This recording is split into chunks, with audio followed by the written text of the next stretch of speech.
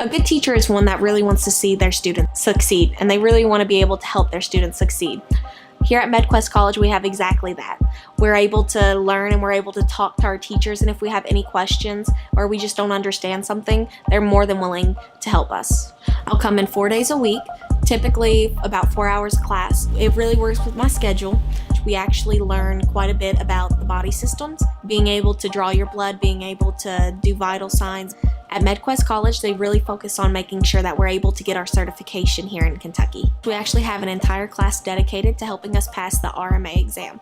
I haven't passed it yet because I'm still in the class, but I love it, and it really gives me a big refresher on all the information that we learn throughout the year. I love being able to see the people in my class and being able to see my teacher. They really make the rest of my day brighter and better.